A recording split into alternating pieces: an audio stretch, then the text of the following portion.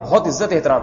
نبی علیہ السلام ابراہیم علیہ السلام کی جو قبائل میں سب سے افضل ترین، یعنی آپ کی اولاد میں جو سب سے افضل ترین قبیلہ تھا بنو ہاشم، عرب قبیلے کا نسب کا بہت زیادہ احترام کیا کرتے تھے. عرب میں گھوڑوں کے نسب محفوظ ہوتے تھے.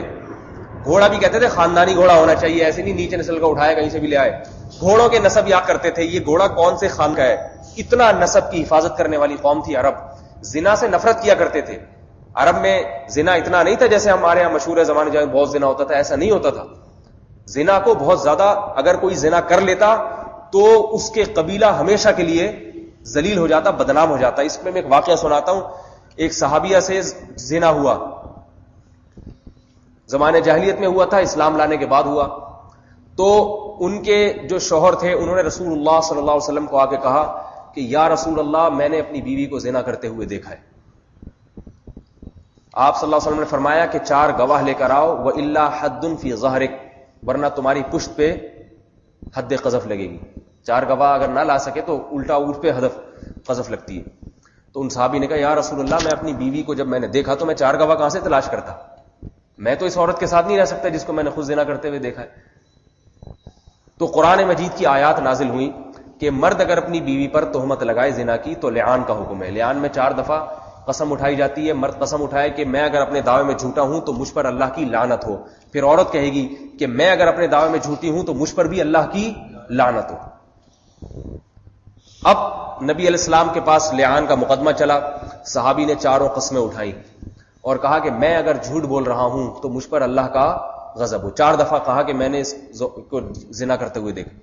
عورت سے پوچھا گیا تو اللہ کے نبی کو بدریہ وہی اطلاع دی گئی تھی کہ یہ عورت زانیہ ہے، اس نے زنا کیا ہے.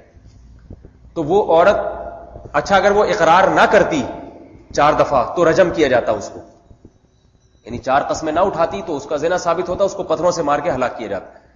اس عورت نے قسم اٹھانے میں تردد سے کام لیا، ڈر لگ رہا تھا، اللہ کا ڈر تھا، خوف تھا.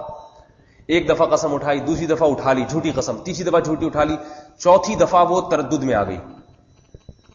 کافی دیر سوچنے کے بعد اس نے چوتھی دفعہ قسم اٹھا لی، جھوٹی قسم، اور کہا کہ میں اپنے قبیلے کو، خاندان کو ہمیشہ کے لیے بدنام کرنا نہیں چاہتی.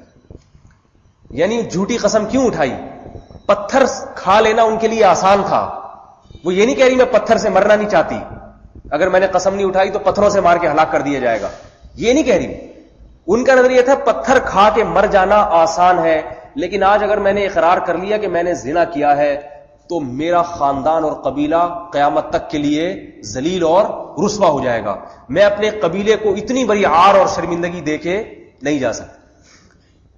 بہرحال جھوٹی قسم اٹھائی، اللہ کے نبی اس پہ غضبناک بھی ہوئے اور آپ نے فرمایا کہ اگر اللہ کا حکم نہ ہوتا تو میں اس کو سزا دیتا، لیکن اللہ کا حکم ہے جب قسمیں اٹھا لو تو سزا دینے کی اجازت نہیں ہے، پھر آخرت کا معاملہ ہے. اس سے یہ پتہ چلتا ہے کہ کسی قوم کی عورت اگر زنا کر لیتی تو وہ قوم اس کو اپنے لیے کتنی بڑی ذلت سمجھا کرتی تھی. آج اس کو کوئی جرم ہی نہیں سمجھ، فلاں کی بچی بھاگ گئی، کوئی بات نہیں یار، ماڈرن زمانہ ہے، بھاگ گئی شام کو واپس آ جائے گی، کوئی ایسی بات نہیں، پرابلم. تو یہ سسٹم چل رہا ہے آج کل، بھاگ